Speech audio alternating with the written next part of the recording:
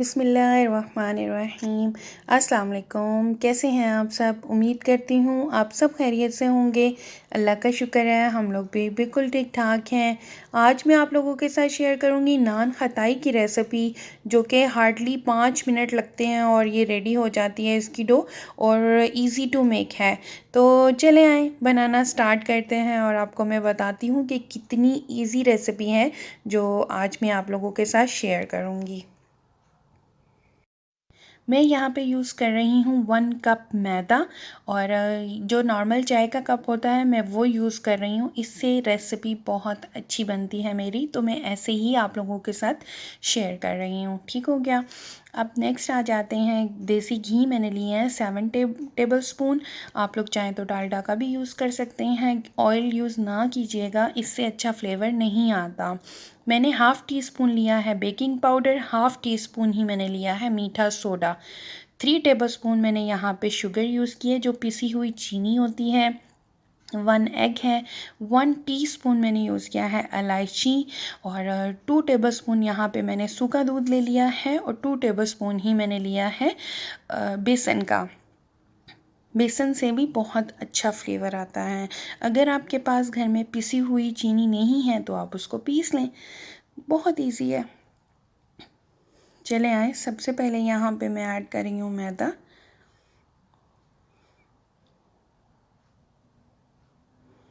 उसके बाद सूखा दूध है।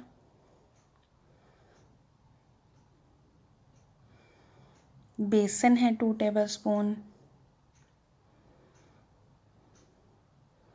बेकिंग पाउडर और मीठा सोडा हाफ़ टी स्पून है। अच्छा, ये जो 3 टेबल स्पून मैंने शुगर यूज़ की है, मैंने 2 टेबल स्पून यूज़ की है क्योंकि मुझे शुगर से बहुत डर लगता है, मैं कम ही यूज़ करती हूँ। आप लोग चाहें तो परफेक्ट डाल सकते हैं, मतलब आप लोग ज़्यादा भी, अगर आप लोग ज़्यादा लाइक करते हैं खाना तो आप लोग और भी ऐड कर दें। 3 टेबल स्पून परफेक्ट है, मैंने कम यूज़ किया है। उसके बाद हम इसको छान लेंगे। जो कोई भी गुठली वगैरह होती है तो वो ऊपर आ जाती है। ये देखिए, बहुत फाइन सा पाउडर बन गया है।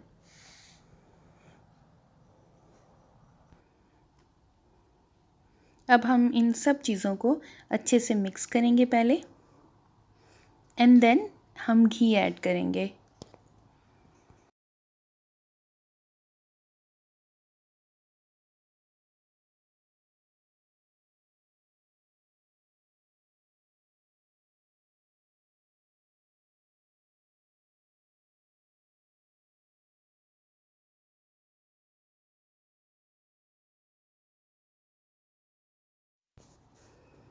यहाँ पे हम जो है तकरीबन 7 टेबल स्पून मैंने ऐड किए थे, और बहुत ज़बरदस्त किस्म की डो ना तैयार हो गई थी। परफेक्ट है 7 टेबल स्पून। फॉर एग्ज़ाम्पल अगर गर्मी है या बहुत ज़्यादा ग्रीसी लग रही है आपको, तो 10 मिनट के लिए आप उसको फ्रिज में रख दें, तो वो एंड देन वो परफेक्ट हो जाएगी। यहाँ पे हम डालडा घी से या देसी घी से अच्छा सा ग्रीस कर लेंगे, उसको अच्छे से लगा देंगे बेकिंग ट्रे के ऊपर। उससे भी फ्लेवर बहुत अच्छा आता है, टेस्ट चेंज नहीं होता। अच्छा, मैंने जो ये प्लेट बनाई है, प्लेट पे के ऊपर लगाया है डालडा घी। ये देखिए कितना परफेक्ट है डो, ज़बरदस्त किस्म का रेडी हो जाता है ये।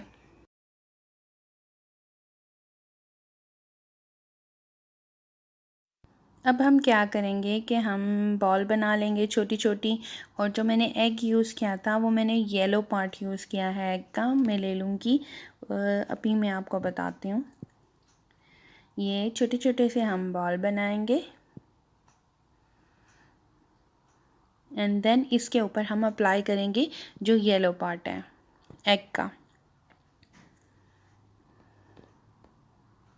नान खताई के ऊपर एक येलो सा, एक शाइनी सा कुछ होता है, वो यही होता है, इसी से लुक आती है येलो पार्ट से, और बहुत खूबसूरत लगती हैं कि ये नान खताई हैं।